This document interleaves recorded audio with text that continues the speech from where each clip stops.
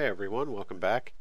In continuing our discussion of database design as it regards to proper table design, how to avoid anomalies, things of that nature, what we're going to begin discussing at this point are some of the rules that we use as the basis of proper table design. So the term that the book uses for this is what they refer to as relation.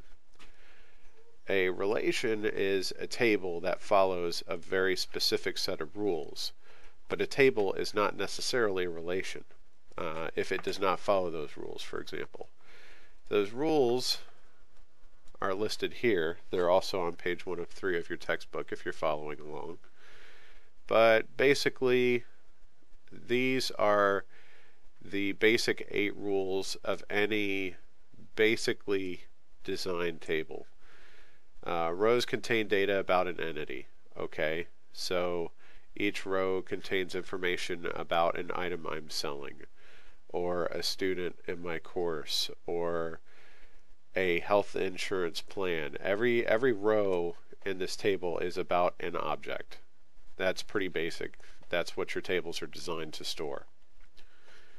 Columns contain data about the attributes of the entities. Okay, that one's fairly basic as well. We have a look at Cape Cod. Snap that over here. Okay, so I go to my SKU data. The description stores the name of the item. Okay. The department says what department the item's in. Okay, that's what that is. All entries in a column are of the same kind. That basically means that I'm using that column to store the same kind of data about the object for every record. For example, I don't hijack one of these fields to store something else in a different record later. Every department record is always about the department. Each column has a unique name. Most database management systems enforce this. They will not let you make a column with the same name as another column. Cells of the table hold a single value. Now, this is kind of tricky because what you can run into are people who try to store multiple values in a single cell just using commas to separate them. So for example, if this item belonged to in multiple departments, it would be climbing. Oh, but it's also in can't. Why won't it let me type? Huh.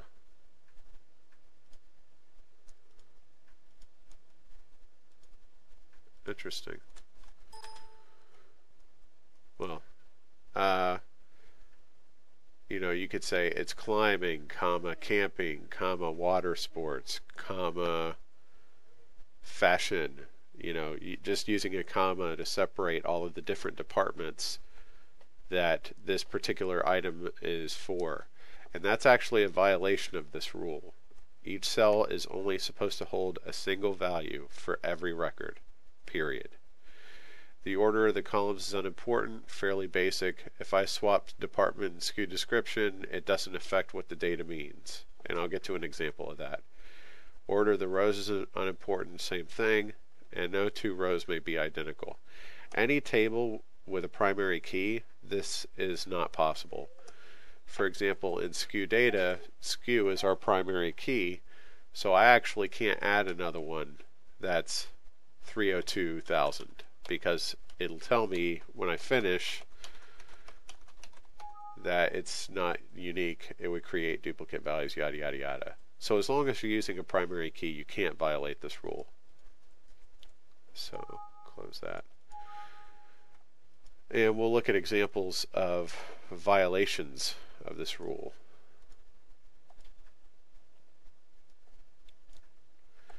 This is a table that stores information about departments, or employees. Their employee number, last name, first name, their department, their email, and their phone. Now, I'm going to give you guys a second to look at this and tell me, well, not tell me, this is a video, you can't tell me, or rather try and figure out which rule that this table violates. It only violates one of these 8 rules. So take a second and think about it.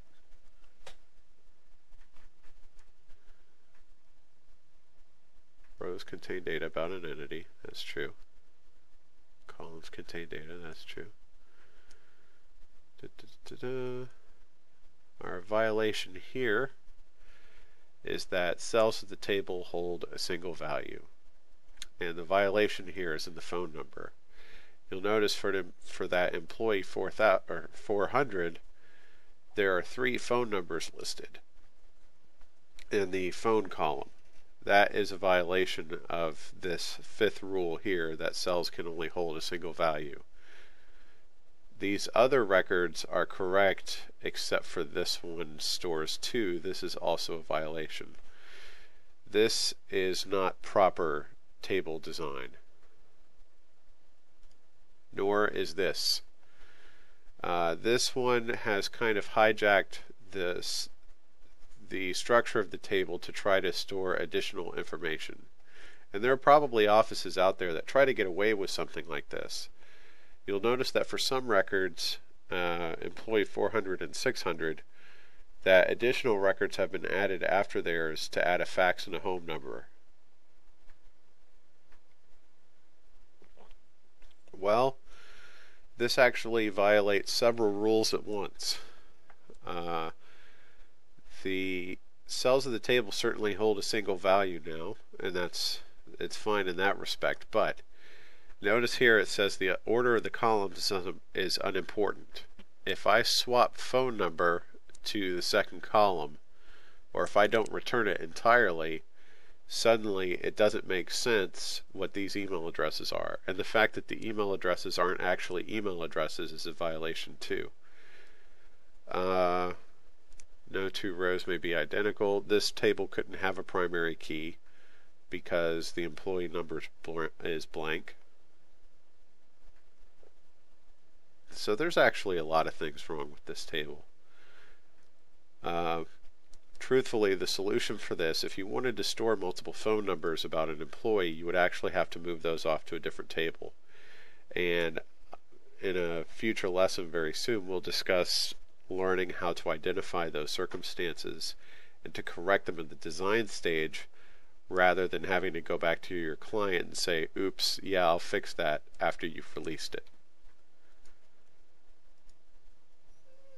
Now, I want to use this example to demonstrate one thing for you. This is actually a proper table design. And the reason it's here is because all entries in a column are of the same kind. Doesn't mean that they have to be the same length or the same format. Like you notice here that the email and the phone number are always the same length. And it becomes very misleading to think, oh, they all have to look exactly the same for it to match. Now look at this comment field. This field has been added to add a comment about each employee, but they also say some employees don't have comments, one does, one has a really long one.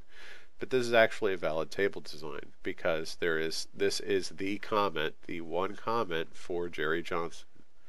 And it doesn't matter how long it is, it's in the right field, there's only one of them, and we're good. So this is actually a proper table design, and it's there to help you demonstrate that you don't need to fall into the trap of thinking they all need to look exactly the same. So that's the difference between a table and a relation.